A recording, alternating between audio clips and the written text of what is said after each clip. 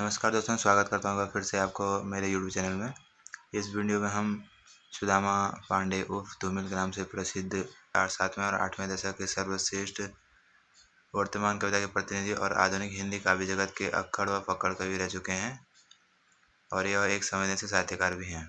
सुदामा पांडे जी का जीवन परिचय अच्छे से जानने के लिए वीडियो के अंत तक जरूर बने रहें और जो कि मैं आपको यहाँ पर सारे बिंदुओं को अच्छे से आपके समक्ष रख सकूँ। तो चलिए जीवन परिचय शुरू करते हैं। पांडे जी का जन्म 9 नवंबर 1936 ईस्वी में वाराणसी जनपद के खेवली नामक गांव के एक छोटे से परिवार में हुआ था। धूमिल के पिता पंडित शिव नायक पांडे व मां रसवंती देवी की आर्थिक स्थिति को देखते हुए उन्हें निम्न मध्यम वर्गीय परिवार का सदस्य माना जा सकता है।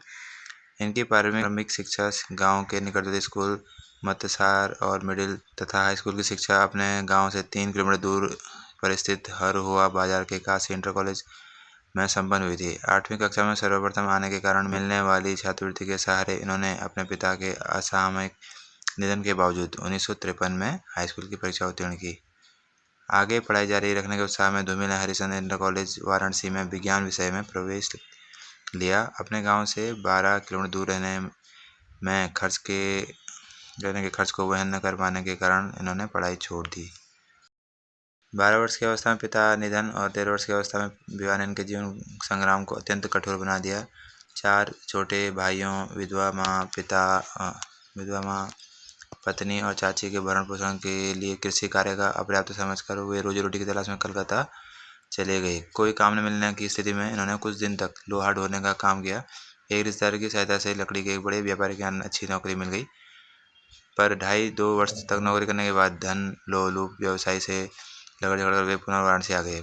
नौकरी से बचे हुए कुछ पैसों की सहायता से इन्होंने 1957 में वाराणसी के औद्योगिक प्रशिक्षण संस्थान में प्रवेश लिया और 1858 में विद्युत डिप्लोमा में प्रथम श्रेणी में प्रथम स्थान प्राप्त कर वहीं विद्युत अनुदेशक के पद पर नियुक्त हो गए। जीवन पर्यंत वे इस पद पर कार्यरत रहे।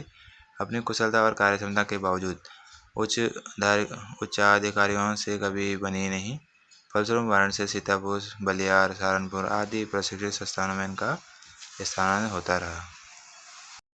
धूमिल के समझौता विहीन व्यक्तित्व में उनके पारिवारिक जीवन और ग्रामीण परिवेश का विशेष योगदान रहा। किसी भी कीमत पर कभी भी उन्होंने अन्याय के साथ समझौता नहीं किया, चाहे गांव के पट्टीदार हो या प्रशिक्षण संस्थान के अधिकारी कर्मचारी, चाहे अपने आसपास के मिलने वाले लोग बाग हो या साहित्य के क्षेत्र में सक्रिय संस्कृति कर्मी, सर्वत्र शत्रु और मित्र के रूप में इन्होंने एक दूरी या निकटता बनाए रखी।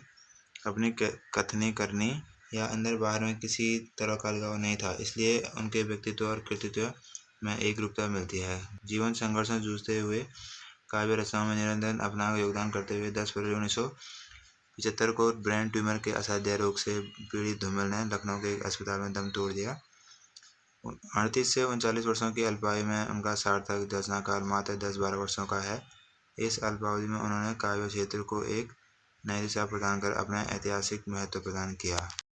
धूमिल ने अकविता और शमशानी भूखी कुद्र पीड़ा के दौर में एक सार्थक विद्रोह भाव ही नहीं, एक नया काव्य शिल्प भी हिंदी को आगे आने वाली पीढ़ी को दिया। भाव, भाषा एवं शिल्प सभी दृष्टियों से धूमिल ने हिंदी कविता को एक नया परंपरा का सूत्रपात किया। धूमिल की रचनाओं में इस सूची इस प्रकार है।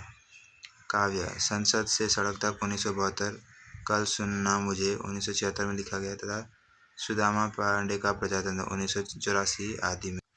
इन रचनाओं में धूमिल जी ने व्यवस्था की इस रणनीति को पशुता को धूमिल ने कई कोणों से उजागर करने का प्रयास किया। लोगों की एकता को तोड़ने के लिए, उन्हें विभाजित करने के लिए व्यवस्था के अलंबरदार उनकी भूख की जगह कभी भाषा को मुद्दा बना लेते हैं, तो कभी धर्म या संप्रदाय को, कभी क्षेत्रीय हित को, तो कभी देश की सुरक्षा को प्रमुख मुद्दा बनाकर अपने शोषण और दमन चक्र को जारी रखते हैं।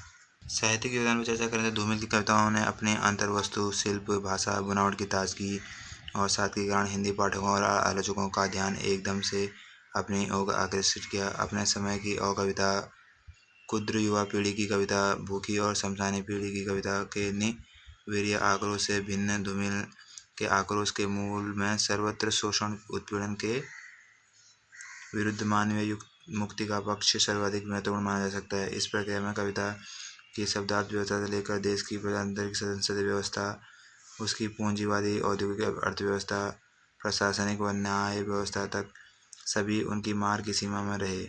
समूची व्यवस्था से आक्रांत देश की साधारण व्यवस्था की बदली से किन्होंकर वे स्वयं से प्रश्न करते हैं। 20 साल बाद मैं अपने आप से सवाल करता हूँ कि जानवर बनने के लिए कितनी सब्र की ज़रूरत होती है।